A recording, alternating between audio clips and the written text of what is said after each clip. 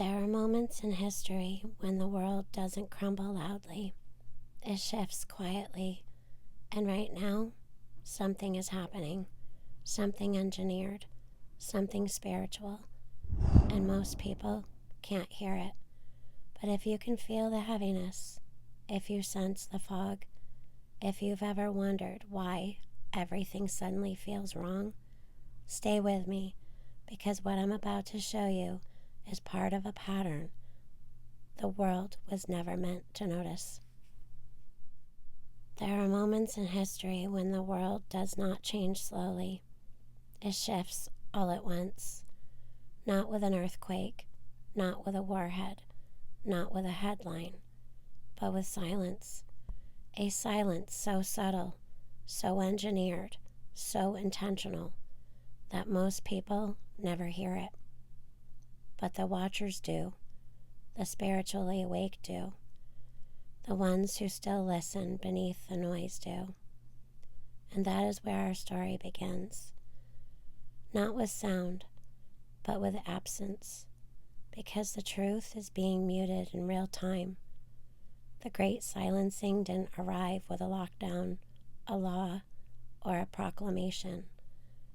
It arrived quietly through algorithms that replace discernment, through filters that replace thought, through psychological fog that replace spiritual clarity. It crept in like smoke under a door, unnoticed, until the room was already filled. Tonight, we pull that door wide open. You see, the digital world was never built to inform you. It was built to shape you. Every scroll is a corridor. Every feed is a funnel. Every suggestion is a shepherd's crook, pulling humanity where it wants humanity to go, not merely into distraction, but into spiritual numbness. Because when a mind is distracted, the heart is vulnerable. And when the heart is vulnerable, the soul goes quiet.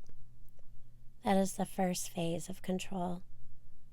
But beneath this global fog, something else stirs, something deep, something ancient, something the world's leaders pretend doesn't exist, yet build their fortress around. And so, we descend now into the hidden war beneath us. Not the war on the ground, not the one with soldiers and flags. No, that war is for cameras. The real war is the one happening under the soil of nations, in tunnels carved with technology no citizen was ever meant to see, in facilities where lights never turn off, where silence is enforced with steel, where experiments echo like forgotten prayers. Down there, beneath the cities, beneath the bases, beneath the mountains, the world keeps its secrets. The ancients spoke of gateways, thresholds where realms touched. Modernity scoffs at such things, yet builds entire underground structures exactly where old maps said not to tread. The deeper the tunnels go, the thinner the veil becomes, and somewhere between silence, science, and sacrilege, they opened what should have stayed closed. But this is not merely a story about caverns or concrete. It is about the thing that slipped between the cracks. The beings old texts call the watchers, the fallen ones. They do not appear with wings. They appear through influence, through ideas, through technology that arrives ahead of schedule, through whispers that reshape nations. The deeper we dig, the closer we are to them, and the closer we are, the closer they are to us. This brings us to the harvest of attention. If the world seems louder, faster, heavier, It is not by accident. Attention is the currency of control, not money, not votes, not weapons. Attention. Whoever harvests it controls the world. The great powers do not want your loyalty. They want your focus, your exhaustion, your emotional reactions, your spiritual depletion. Because a weary people are guided people, and guided people obey. So humanity was fed a steady diet of distraction, outrage, chaos, crisis, scandals, 1,000 fires at once, so no one notices the hands holding the matches. But what if the exhaustion itself was engineered? Around the world, people feel a heaviness not tied to illness or circumstance, a fog that does not lift, a fatigue that sleep cannot cure. It is the global weariness agenda. In this narrative, the weariness is spiritual warfare, a pressure against the soul, a dulling of intuition, a muting of that inner voice, a weakening of humanity's ability to feel, discern, rise. Because when you cannot hear God clearly, you will listen to anything else. And that is where the veil begins to break.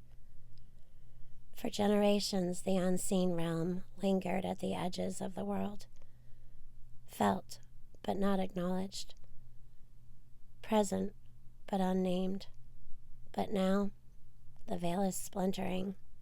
Strange sightings, unexplained encounters, dreams that feel like messages, atmospheres that shift without warning. It is not that the supernatural is increasing. It is that the barrier is failing. And when the veil fractures, both light and darkness bleed through it. Some see angels, some see shadows, some see things they wish they could forget. This is not mere paranormal activity. It is spiritual exposure. And while humanity stares upward in confusion, something colder is happening around them. Operation Soft Cage, it doesn't arrive with a bang. It arrives with convenience. Scanners, QR codes, digital IDs, biometric gates that smile as they lock behind you. In this world, surveillance becomes a cocoon, soft as silk, strong as iron. Soft cages don't need consent. They only need compliance.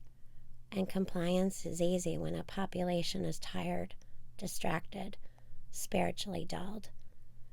Which leads us to the final phase of control. Not through force, not through fear, through frequency. Sound becomes weapon. Emotion becomes lever. Atmosphere becomes strategy.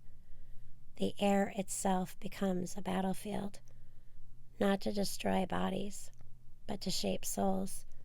And above it all, watching from the cold silence of orbit, are the eyes of the sky. Satellites that do not blink. All that does not sleep. Predictive models that do not guess, they know. Synthetic omniscience, hungering for totality.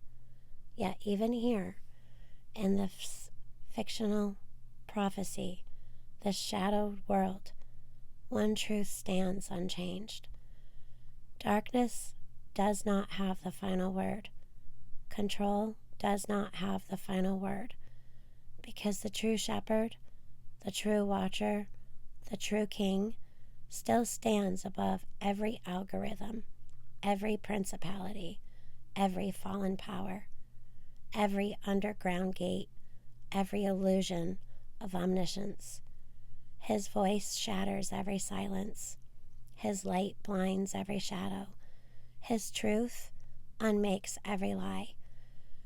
And in this fictional universe, the moment the world believes it has secured complete control is the moment heaven intervenes.